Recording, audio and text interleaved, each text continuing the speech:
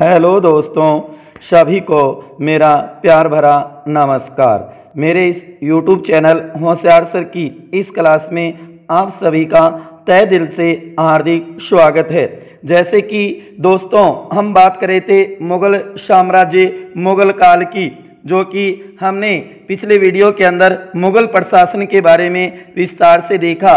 आज इस वीडियो के अंदर आज हम बात करेंगे मुगल साम्राज्य मुगल काल की आर्थिक अवस्था, उसी के साथ साथ वित्तीय व्यवस्था, न्याय व्यवस्था, शिक्षा व्यवस्था, सैन्य व्यवस्था, ऐसे महत्वपूर्ण टॉपिकों के ऊपर विस्तार से चर्चा करेंगे। जैसे कि कुछ महत्वपूर्ण तथ्य मैंने नोट किए, जबकि कुछ महत्वपूर्ण तथ्यों की मैं आपके साथ चर्चा करूंगा मौखिक रूप से। तो नोट करना प्यारे विद्यार्थियों, कुछ महत्वपूर्ण बातें तो लिखी हुई है नोट्स के अंदर और कुछ बातों के ऊपर हमें विस्तार से चर्चा करेंगे। चलो देखते हैं मुगल साम्राज्य में आर्थिक अवस्था। इसके बाद में एक और क्लास महत्वपूर्ण होगी मुगल साम्राज्य की, वो होगी उसकी कला और संस्कृति, जैसे कि स्थापत्य कला, चित्रकला, साहित्य कला, संगीत कला। इसके बारे में हम विस्तार से चर्चा करेंगे। उसके बाद में देखेंगे मुगल राजपूत संबंध, और उसके बाद में लेकर आएंगे एक महत्वपूर्ण क्लास, महत्वपूर्ण टॉपिक सूर्यवंश, जो कि 1540 से 1555 15 वर्ष मुगल साम्राज्य के बीच में ये मानो दिल्ली के ऊपर शासन करता है सूर्यवंश। उसके बारे में देखेंगे। तो चलो विद्यार्थियों देखते हैं आज मुगल साम्राज्य में आर्थिक अवस्था, वित्तीय व्यवस्था, न्याय व्यवस्था, शिक्षा व्यवस्था, सैन्य व्यवस्था। बने रहिए अंत तक मेरे साथ, अच्छी प्रकार से देखना और सुनना, क्यों बहुत सी बातें मौखिक भी बोली जाएगी, तो गहराई से अच्छी प्रकार से सुनना, जो कि ये टॉपिक आपके एकदम क्लियर हो जाए, सही प्रकार से समझ में आ जाए। हम बात करें मुगल काल की, मुगल कालीन। तो कहने का मतलब सबसे पहले हम बात करेंगे आर्थिक अवस्था। तो प्यारे विद्यार्थियों याद रखना, आर्थिक अवस्था, मुगल कालीन आर्थिक अवस्था की जानकारी, इसकी विस्तृत जानकारी आईने अकबरी, अबुल फजल की जो प्रमुख पुस्तक है आईने अकबरी, तथा विदेशी लेखकों के संस्मरणों से प्राप्त होती है। जो विदेशी लेखक है उसके ऊपर भी मैं एक वीडियो बनाऊंगा कि विदेशी यहाँ पर कौन कौन यात्री आए जो यहाँ पर लेखन का काम किया, उनके संस्मरणों से भी हमें पता चलता है। कहने का मतलब है मुगल कालीन आर्थिक जीवन की विस्तृत जानकारी आईने अकबरी तथा विदेशी लेखकों के संस्मरणों से प्राप्त होती है। कहने के मतलब विदेशी जो यात्री आए उन्होंने अपने स्मृति के आधार पर जो लेख लिखे हैं उनसे हमें प्राप्त होती है। कहा जाता है कि मुगल काल में खाद्य पदार्थों में, खाने के जो पदार्थ थे उस समय, खाद्य अनाज कह दो एक प्रकार से, खाद्य पदार्थों में गेहूं, चावल, बाजरा, ये मत सोचना प्यारे विद्यार्थियों कि बाजरा अब होता है, नहीं, उस समय भी बाजरा, गेहूं, चावल ये अनाज होते थे, खाद्य पदार्थ यही थे। गेहूं, चावल, बाजरा और दाल, जो कि दाल को उस समय क्या कहते थे? पलसेती कहा जाता था दालों को उस समय। कहने का मतलब उस समय मुगल काल में खाद्य पदार्थों में गेहूं, चावल, बाजरा और दाल को उस समय पलसेती अर्थात दिलेत खिचड़ी कहा जाता था। क्या कहा जाता था? दिलेत खिचड़ी कहा जाता था उस समय की बात है मुगल काल की। तो ये सभी क्या थे? प्रमुख थे, खाद्य पदार्थों में प्रमुख थे। कहा जाता है कि मुगल काल में आईने अकबरी में ये वर्णन मिलता है कि रवि की 16, याद रखना, नोट करना प्यारे विद्यार्थियों, रवि की तो कितनी? 16, जो कि रवि की हम कह सकते हैं बसंत की। आईने अकबरी में ये उल्लेख मिलता है कि रवि बसंत की 16 फसलें और रवि के बाद खरीफ की 25 फसलें, जो कि हम कह सकते हैं कि शरद ऋतु की 25 फसलों की जानकारी हमें प्राप्त होती है। कहने का लव विस्तृत उल्लेख मिलता है। कहाँ पे?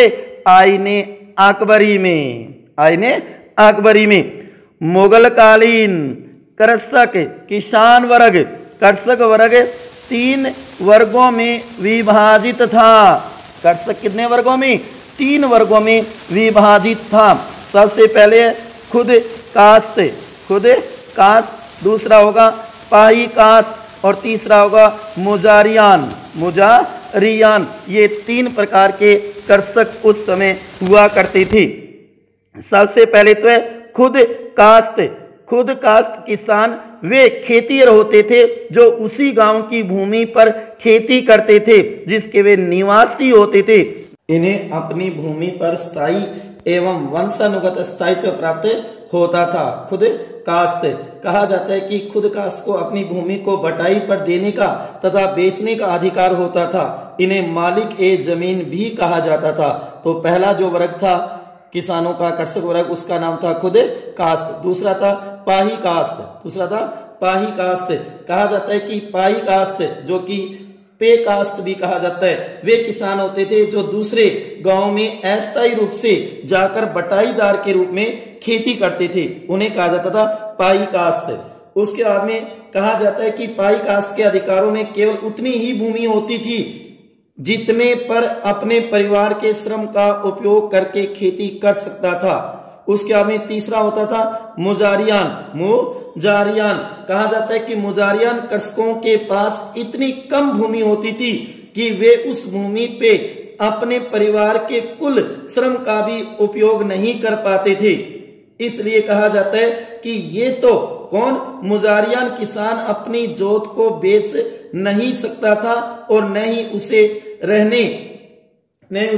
रहने कल अपने पास रख सकता था। मुजारियन और पाई कास्त में यह अंतर होता था कि पर्याप्त भूमि प्राप्त होने तथा नजराना देने पर पाई कास्त खुद कास्त तो बन सकता था, किंतु मुजारियन अपनी वर्तमान स्थिति अर्थात बटाईदार से ऊपर नहीं उठ सकता था, क्योंकि ये तो मानो कि मुजारियन था ना, वो तो खुद कास्त से ही जमीन लिया करता था, ऐसा माना गया है। उसके बाद में हम देख सकते हैं मुगल काल में गन्ना, कपास, नील और रेशम आदि फसलों का भी उत्पादन होता था, जो कि इसे तिजारती कहा जाता था, नकदी फसल कहा जाता था। कहने का मतलब है कि मुगल काल के अंदर गन्ने का, कपास का, नील का, रेशम का आदि का उत्पादन भी होता था।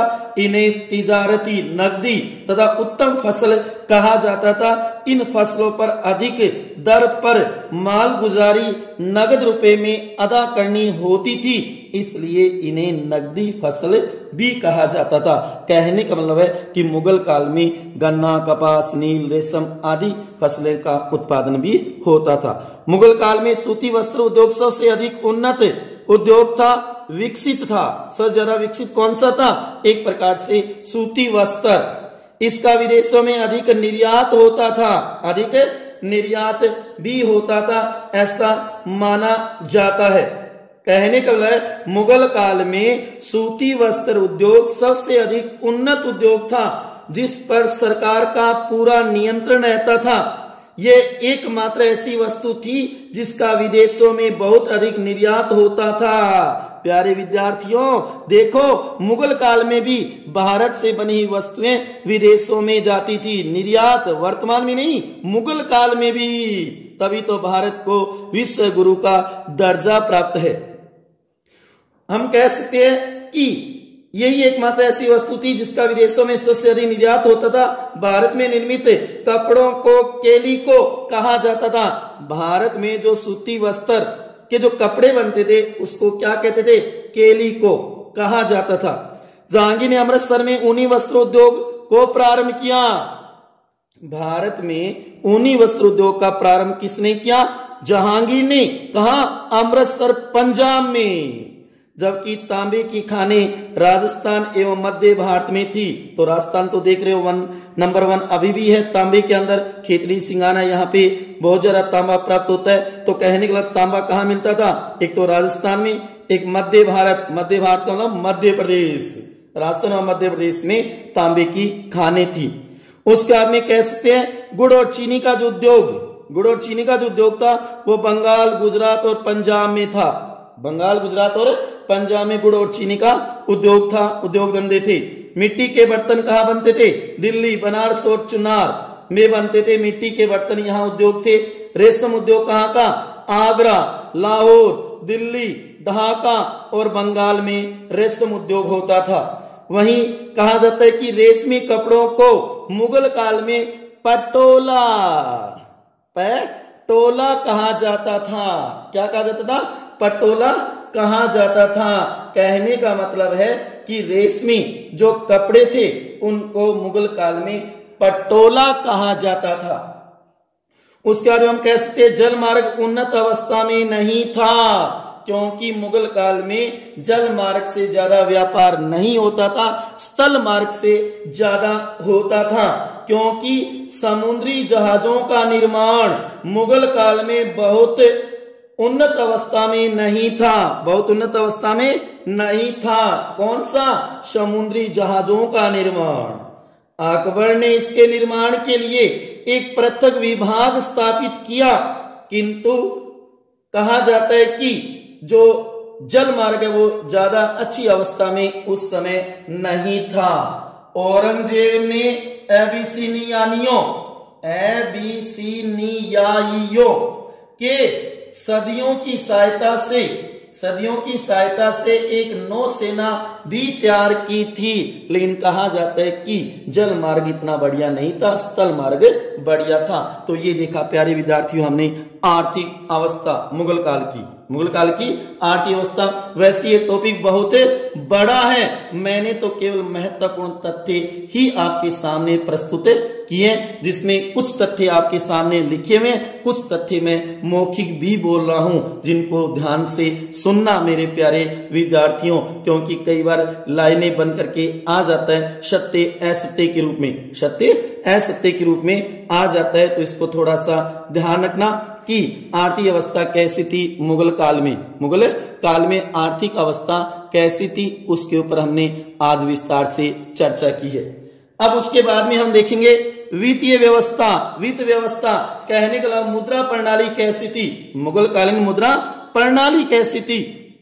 मुगल काल में सिक्का तीनों धातुओं अर्थात सोने का, चांदी का और तांबे से बने होते थे। सोने के सिक्के भी थे, चांदी के सिक्के भी थे और तांबे के भी थे। और वैसे प्यारे विद्यार्थी एक बात बता देता हूं कि हुमायूं ने सहायता करते हैं निजाम बिस्ती, उसकी मदद करने के बाद में हुमायूं ने उसे ये मानो एक दिन का बादशाह बनाया था। तो कहते कि निजाम बिस्ती ने चमड़े के सिक्के भी चलाए थे, लेकिन 3 धातुओं के ज्यादा थे, सोने, चांदी और तांबे के बने होते थे। ऐसा कहा जाता है कि मुगल काल में सिक्के 3 धातुओं अर्थात सोने, चांदी और तांबे से निर्मित होता था।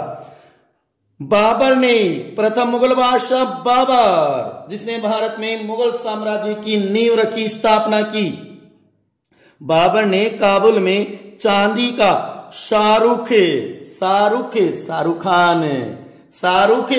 तथा कंधार में बाबरी नाम का सिक्का चलाया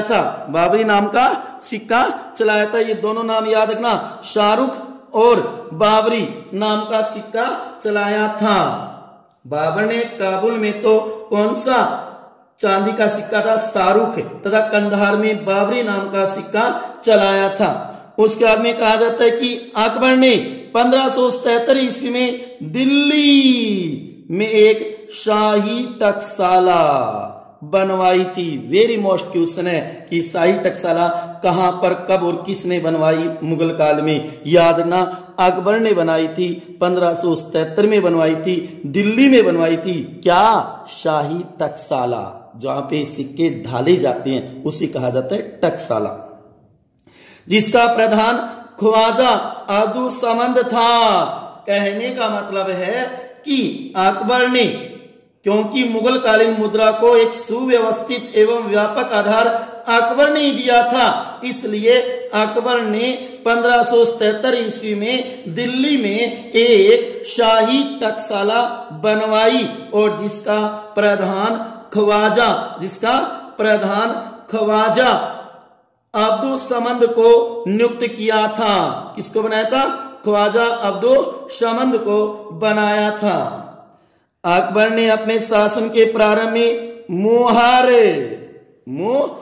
नामक एक सोने का सिक्का चलाया था। अकबर ने अपने शासन के प्रारंभ में मोहर नामक एक सोने का सिक्का चलाया, जो मुगल काल का सबसे अधिक प्रचलित सिक्का था। सबसे अधिक प्रचलित सिक्का इसी को माना जाता है, जो सबसे अधिक प्रचलित सिक्का भी था। अकबर ने निम्न सिक्के चलाए, जैसे कि सोने का जिसका नाम था मोहर, जो कि 9 रुपए। सोने का कौन सा चलाया था? मोहर, जो कि कहा जाता है कि आईने अकबरी के अनुसार एक मोहर 9 रुपए के बराबर होता था। 9 के बराबर होता था। इसी प्रकार अकबर द्वारा चलाया गया सबसे बड़ा सोने का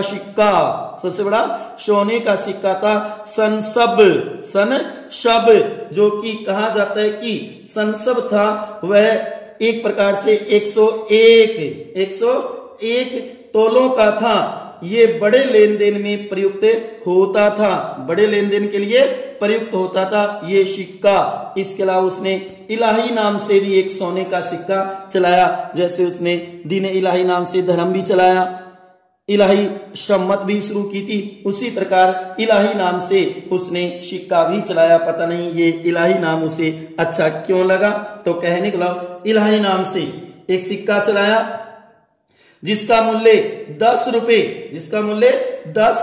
रुपए के बराबर था। और ये एक गोलाकार सिक्का था, याद रखना। तो ये सोने के 3 चलाए अकबर ने, मोहर, संसब और इलाही, ये सोने के थे तीनों। गौर करना प्यारे विद्यार्थियों। चांदी का, जो कि जलाली, चांदी का कौन सा चलाया था? जलाली। अकबर ने चांदी का एक चौकोर या वर्गाकार सिक्का चलाया जिसे जलाली कहा जाता है। चौकोर था, वर्गाकार, जलाली। तांबे का जो चलाया था उसका नाम था दाम। अकबर ने तांबे का एक सिक्का दाम चलाया जो रुपए के 40वें भाग के बराबर होता था, रुपए के 40वें भाग के बराबर होता था। इसी प्रकार तांबे का एक सबसे छोटा सिक्का जित्तल, जो कि छोटा सिक्का दाम का 25वां भाग माना गया इसको। इसका प्रयोग केवल हिसाब किताब के लिए ही होता था, लेकिन सिक्के के रूप में इसका अस्तित्व नहीं था। इसे फुलूस या पैसा भी कहा जाता था। फुलूस या पैसा, किसको? जित्तल को।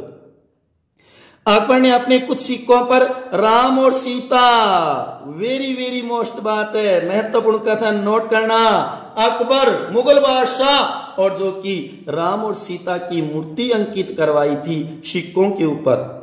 देवनागरी में राम सिया लिखवाया था। तो ऐसी लाइन कभी कंपटीशन में आ जाए तो ज्यादा एक्स्ट्रा ऑर्डिनरी मत सोचना कि वह मुस्लिम शासक था, मुगल बादशाह था, तो हिंदू देवता के राम और सीता की मूर्ति कैसे अंकित करवा सकता है या उसके नाम कैसे लिखवा सकता है? नहीं प्यारे विद्यार्थियों, अकबर ने ऐसा काम किया था। अकबर एक, ये मानो कि सही सुनो, धार्मिक सही सुनो व्यक्ति था, सभी धर्मों का आदर करता था।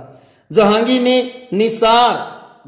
निसार नामक एक सिक्का चलाया जो रुपए के 1/4 मूल्य के बराबर होता था। 1/4, 1/4 के बराबर होता था। शाहजहां ने आना, कहने वाला शाहजहां ने दाम और रुपए के बीच आना नामक सिक्के का प्रचलन करवाया था।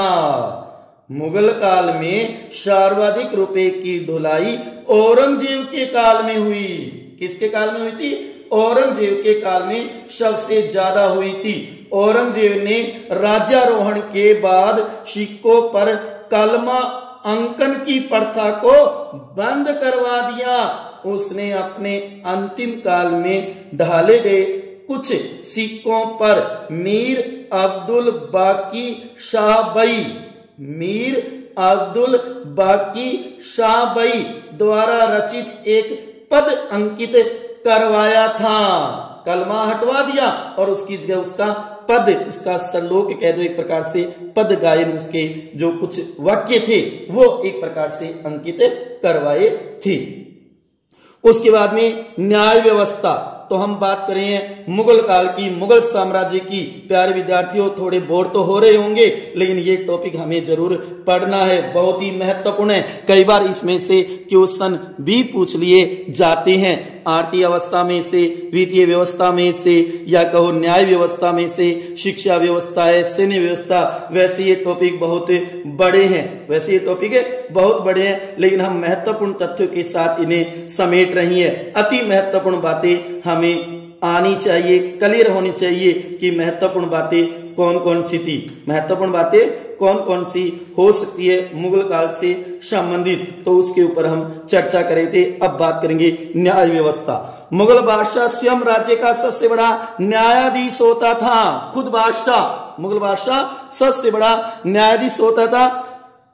कहा जाता है कि वह प्रत्येक बुधवार को बैठकर कहां, अदालत में निर्णय देता था। मुगल बादशाह स्वयं राज्य का सबसे बड़ा न्यायाधीश होता था, वह प्रत्येक बुधवार को अदालत में बैठकर निर्णय देता था, ऐसा कहा जाता है। और बादशाह के बाद काजी उल कुजात मुख्य न्यायाधीश होता था। कहने का मतलब न्याय व्यवस्था का अध्यक्ष कौन था उस समय बादशाह के बाद? काजी उल कुजात।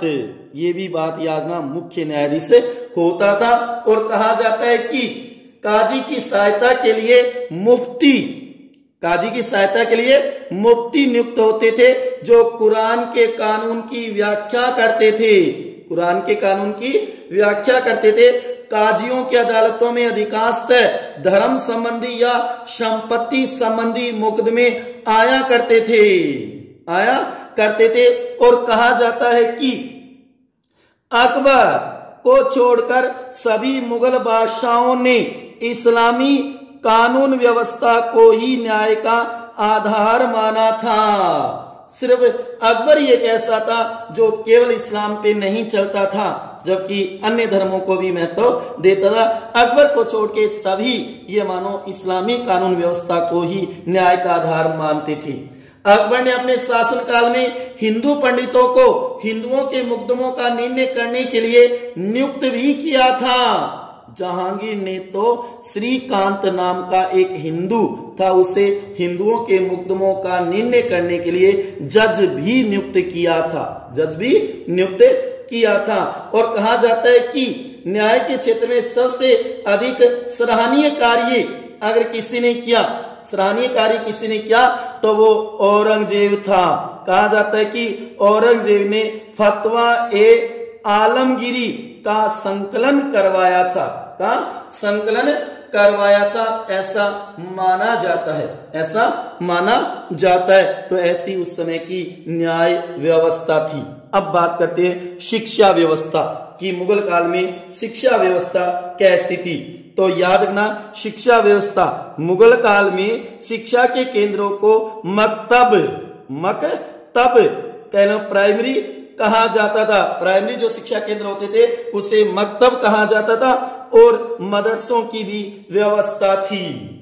मुगल शासकों ने शिक्षा का पोषण किया। मुगल काल में मकतब, प्राइमरी शिक्षा और मदरसा की व्यवस्था होती थी, जहां शिक्षा दी जाती थी।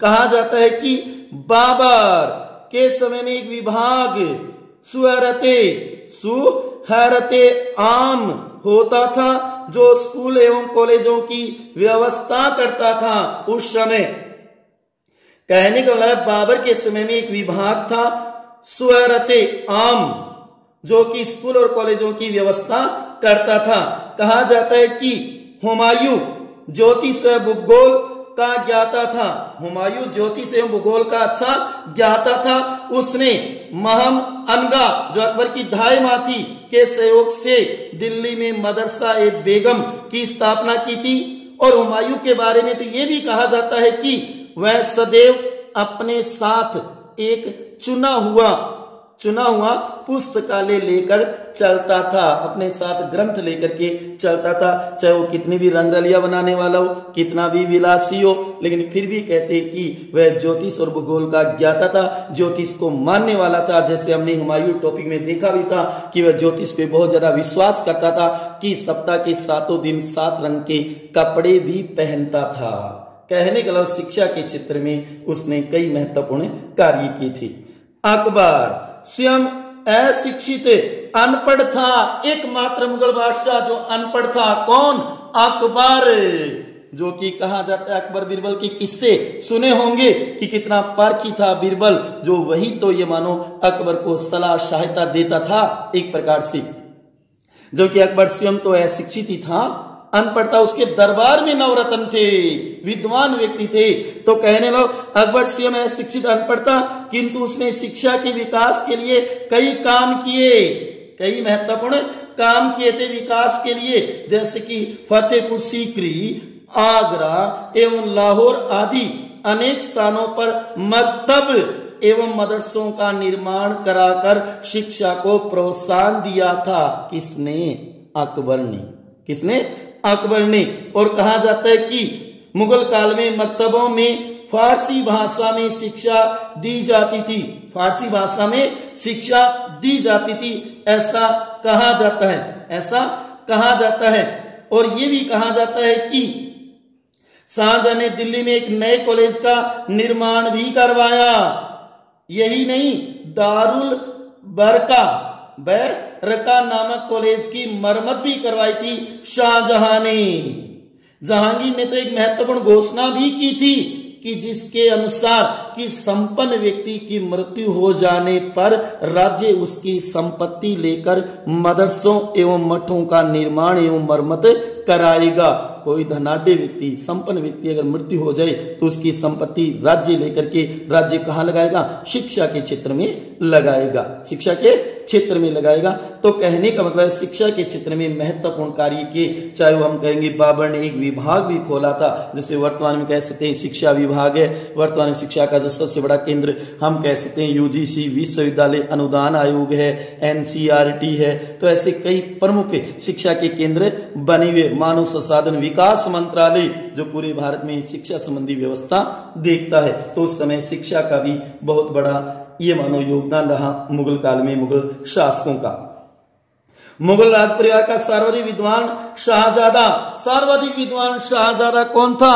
दारा शिकोह। कौन था? दारा शिकोह था। कौन था दारा शिकोह? शाहजहां का सबसे बड़ा बेटा था। वह हमेशा विद्वानों एवं संतों का आदर करता था। उसकी बड़ी बहन जहांआरा, जो कि शाहजहां की बेटी थी, जेल में जो उसकी सेवा करती है, साथ रहती है, तो जहांआरा भी एक विद्वान और विद्वानों का आदर करने वाली महिला थी। वहीं औरंगजेब के समय में भी मकतबों एवं मदरसों को सहायता दी जाती थी, किंतु उसने हिंदू पाठशालाओं को बंद करवाने का प्रयत्न किया। हाँ, शिक्षा में काम किया, लेकिन मकतबों और मदरसों में ही किया, जबकि हिंदू पाठशालाओं को तो बंद करवाने की सोची थी, क्योंकि वो तो इस्लाम पे चलने वाला था औरंगजेब की निर्वासित पुत्री जेबुनिसा, जो कृष्ण की भक्त थी, उसने दिल्ली में बेतुल उलूम नाम का एक स्कूल भी खुलवाया था, जिसमें अभिजात वर्ग के साथ साथ मध्यम वर्ग के लोग भी पढ़ सकते थे। कहने का मतलब है कि मुगल काल में शिक्षा के क्षेत्र में विकास हुआ था, शिक्षा क्षेत्र में विकास हुआ था, और मकतबों में फारसी भाषा में शिक्षा दी जाती थी। गौर करना प्यारे विद्यार्थियों, मकतबों एवं मदरसों में फारसी भाषा के माध्यम से शिक्षा दी जाती थी, शिक्षा दी जाती थी। उस समय शिक्षा के कई बड़े केंद्र भी थे, जैसे कि राजदूत कह दो या इतिहासकार कह दो, टेवनियर ने शिक्षा के क्षेत्र में बनारस की बहुत प्रशंसा की है। बनारस प्राचीन समय जिसे काशी कहते थे, काशी, बनारस, वाराणसी, वर्तमान में नरेंद्र मोदी जहां के सांसद एमपी हैं, तो वाराणसी, बनारस की बहुत बड़ी प्रशंसा की है। उसी प्रकार हम देखेंगे सैन्य व्यवस्था। सैन्य व्यवस्था में उन्होंने कौन कौन से महत्वपूर्ण कार्य किए। सैन्य व्यवस्था कैसी थी मुगल काल में, सैन्य व्यवस्था कैसी थी मुगल काल में, तो गौर करना प्यारे विद्यार्थियों। मुगल सेना विभिन्न प्रजातियों की एक मिश्रित सेना थी। ईरानी, तुरानी, अफगान, भारतीय, मुसलमान, मराठा आदि उसमें सम्मिलित थे। सभी को भर्ती किया जाता था। मुगल सेना विभिन्न प्रजातियों की एक मिश्रित सेना थी, जिसमें ईरानी भी थे, तुरानी भी थे, अफगान भी थे, भारतीय मुसलमान भी थे और मराठा, सभी को भर्ती किया जाता था। और कहा जाता है कि मुगल सेना का गठन, मुगल सेना का जो गठन था, एक प्रकार से जो मंगोलों की पद्धति थी, कौन सी, दशमलव पद्धति। मुगल सेना का गठन मंगोलों की दशमलव पद्धति पर किया गया था, याद ना, जिसमें पैदल सेना भी थी, अश्वारोही सेना, घोड़ों की सेना भी थी, हाथी सेना भी थी, तोपखाना आदि सेनाएं थी, आदि सेनाएं थी। क्योंकि कहा जाता है ना कि मुगल तोपखाने का शिलान्यास फारसी तोपची उस्ताद अली तथा मुस्तफा खां के नेतृत्व में बाबर के समय में हुआ था। बाबर के समय में पहली बार बाबर अपने साथ एक अच्छा तोपखाना लेकर भारत आया था, जिसका सफल प्रयोग उसने भारत के अंदर पहली बार किया था, पहली बार किया था, ऐसा माना जाता है। उसके बाद में कहा जाता है कि अकबर की सेना सैनिक व्यवस्था मनसबदारी कहलाती थी। अकबर की सैनिक व्यवस्था मनसबदारी कहलाती थी, जो कि यही मूलाधार थी। कहना सैनिक, जो मुगल कालीन सैनिक व्यवस्था थी, उसका मूल आधार क्या था, तो याद ना, मनसबदारी व्यवस्था ही उसका मूल आधार था। मनसब अरबी भाषा का शब्द है, किसका, अरबी भाषा का शब्द है, जिसका अर्थ होता है पद, जिसका अर्थ पद होता है, याद रखना। और ये मनसबदार जात और सवार में विभक्त थी। मनसबदारी व्यवस्था है वो जात और सवार में विभक्त थी। कहा जाता है कि सबसे छोटा मनसब 10 और सबसे बड़ा 10,000 का होता था। 5,000 से अधिक का मनसब राजकुमार को ही मिलता था, किंतु बाद में कहा जाता है राजा मानसिंह कछावा आमेर का, राजा मानसिंह को 7,000 का मनसब मिला। मनसबदार स्वयं अपनी सेना की भर्ती किया करते थे। साधारण ये अपनी जाति के सैनिक भर्ती करते थे, वंशानुगत कह दो या अपनी जाति के ही। मनसबदारों के घोड़ों को, मनसबदार के घोड़ों को दागा जाता था। प्रत्येक घोड़े के दाग पुट्ठे पर सरकारी निशान तथा बाएं पुट्ठे पर मनसबदार का निशान लगाया जाता था और मनसबदारों को शाही खजाने से वेतन दिया जाता था, वेतन दिया जाता था। कहने का मतलब है कि मनसबदारी व्यवस्था मुगल सैनिक व्यवस्था का मूल आधार थी, जो मंगोलों की दशमलव पद्धति पर आधारित थी। जो सबसे छोटा 10 और सबसे बड़ा हम कह सकते हैं 10,000 का होता था। तो ये अलग अलग तरीकों से उन्होंने बांट रखे थे, अलग अलग तरीकों से बांट रखे थे। जो भी शासक बादशाह बनता, अपने पक्ष के जो लोग होते थे उनको वह मनसबदार बना देते थे, और वही मनसबदार है वो जात और सवार में विभक्त हो जाते थे। जात शब्द से व्यक्ति के वेतन तथा पद की स्थिति का बोध होता था, जबकि सवार शब्द से घुड़सवार दस्ते की संख्या का बोध होता था, जो कि अकबर के समय में सबसे छोटा मनसब 10 का, सबसे बड़ा 10,000 का होता था, 10,000 का होता था, ऐसा माना जाता है। जो कालांतर में कहते हैं कि 12,000 का भी हो गया, कालांतर में 12,000 का भी बन गया था। तो इस प्रकार से अलग अलग मनसबदार बनाए थे। तो प्यारे विद्यार्थियों, आज हमने बात की मुगल साम्राज्य की सैन्य व्यवस्था, शिक्षा व्यवस्था, न्याय व्यवस्था, वित्त व्यवस्था, आर्थिक व्यवस्था। तो जहां तक मेरे को विश्वास है आपके समझ में आया होगा, क्योंकि बहुत सी बातें मैंने महत्वपूर्ण तो नोट कर रखी है, कुछ मौखिक बातें भी मैंने बोली है, कुछ महत्वपूर्ण बातें मैंने बोल करके भी बताई है। तो इस टॉपिक को क्लियर जरूर करना, कई बार क्वेश्चन आ जाते हैं। वैसे ये टॉपिक बहुत बड़ा है, लेकिन मैंने तो महत्वपूर्ण तथ्यों के साथ ही आपको समझाया, बहुत कुछ बताने की कोशिश की है, लेकिन सब कुछ नहीं है। लेकिन इतना तैयार कर लेते हो प्यारे विद्यार्थियों तो बहुत ही बढ़िया होता है एग्जाम की दृष्टि से। कहने को हमें मुगल काल की आर्थिक व्यवस्था का, वित्तीय व्यवस्था, न्याय व्यवस्था, शिक्षा व्यवस्था, सैन्य व्यवस्था का पता तो है ना, कि उसका आधार क्या था, किस तरीके से सिक्के चलाए, किसने शाही टकसाला का निर्माण किया, कितने प्रकार के कृषक वर्ग थे, कौन कौन से उद्योग थे, कहाँ पे थे, रेशमी कपड़ों का जो होता था उसे क्या कहा जाता था, पटोला। तो ये कुछ महत्वपूर्ण बातें जरूर ध्यान में रखना मेरे प्यारे विद्यार्थियों। मिलते हैं अगले एक नए टॉपिक के साथ, तब तक खुश रहिए, हंसते रहिए, मुस्कुराते रहिए। इसी के साथ मेरे प्यारे दोस्तों, प्रिय विद्यार्थियों और युवा साथियों, धन्यवाद।